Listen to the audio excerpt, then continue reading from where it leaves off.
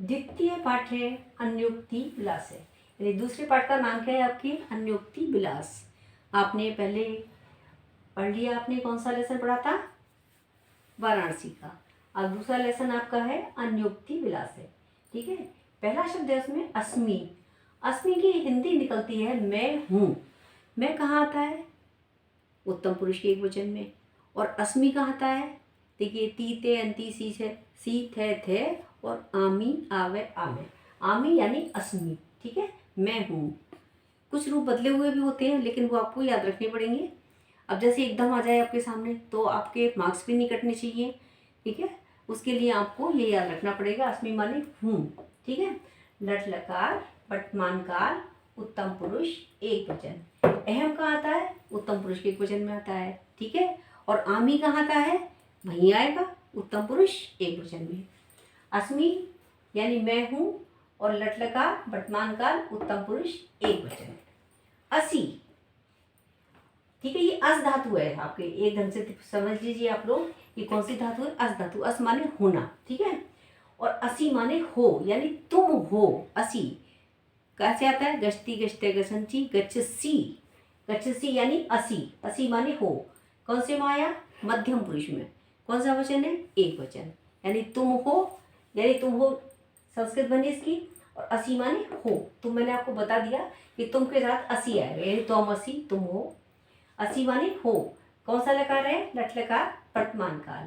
पुरुष कौन सा हुआ ये मध्यम पुरुष, और वचन एक वचन। गमिष्यति, ये तो आप पढ़ भी चुके हैं, फिर से आपके सामने शब्द आ गया, ध्यान दीजिए। गमिष्यति माने जाएगा। शति शते शंति कौन सी माता है लिट लकार भविष्य काल में। गमिष्यति माने जाएगा। ठीक है, चाहे हिंदी से समझ लीजिए चाहे प्रत्यय से समझ लीजिए, और दोनों चीज से समझेंगे तो आपके लिए बहुत मजबूती रहेगी अनुवाद बनाने में। गमिष्यति माने जाएगा लिट लकार भविष्य काल, और आपका प्रथम पुरुष है ये, और वचन इसका भी एक ही है यानी एक वचन।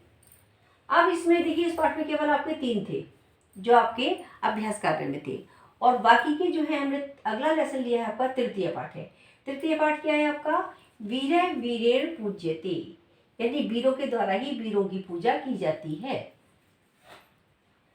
इसमें पहला शब्द आपका है क्रिया रूप या क्रियापद या फिर शब्द प्रापस्यसि। प्रापस्यसि माने प्राप्त करोगे, गा गी गे। ठीक है, असी यहाँ भी आ गया और असी यहाँ भी है। ठीक है, दोनों भी सेम कंडीशन है देखिए आप लोग। ठीक है, यहाँ डट लगा है और शशि है तो यहाँ लिट लगा है। जब हमने आपको प्रत्यय का ज्ञान कराया था, रूप के ज्ञान कराया था, तब हमने आपको बता दिया था कि उसमें तीते अंति सीते चलता है और इसमें शति शते शंति। तो यहाँ क्या है आपका प्रापस्यसि माने प्राप्त करोगे, लिट लकार भविष्य काल मध्यम पुरुष एक वचन। भोक्ष से, इसमें भी लिट लकार है भोगोगे। भोक्ष से माने भोगोगे, लिट लकार भविष्य काल मध्यम पुरुष एक वचन। गमिष्यसि जाओगे, ये तीनों सेम है। गमिष्यसि माने जाओगे, लिट लकार भविष्य काल मध्यम पुरुष एक वचन। अगला शब्द है आपके द्रक्ष्यामि। इसको हम आपको दोबारा से अच्छे से समझाते हैं।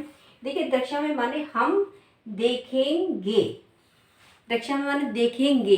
देखिए देखने का जो धातु है आपकी वो कौन सी है देखना। दृश्य माने देखना, और दृश्य का जो है पश्य हो जाता है कौन से लकारों में लट लकार में, लोट लकार में, लिंग लकार में और लंग लकार भूतकाल में, यानी 4 लकारों में आपका दृश्य धातु का दृश्य का हो जाता है पश्य। ठीक है, पश्यति पश्यते पश्यंती, इसी तरीके से रूप चलेंगे। और जो आपका बचा लिट लकार भविष्य काल, तो उसमें क्या बन जाएगा आपका दृश्य का दृक्ष रहेगा। द्रक्ष्यामः, द्रक्ष्यामः माने हम देखेंगे। द्रक्ष्यामः आमी आवे आमे। ठीक है, श्यामी श्यावः श्यामः, श्यामः द्रक्ष्यामः एक से ही है। प्रत्यय से याद रखेंगे आप लोग, लिट लकार भविष्य काल उत्तम पुरुष बहुवचन। देखिए आज आपके पाठ निपट गए 3। ठीक है, और 3 हो गए, और 3 के बाद में आगे के जो लेसन है वो हम कल कराएंगे। धन्यवाद, नमस्कार, अच्छे से याद करिए।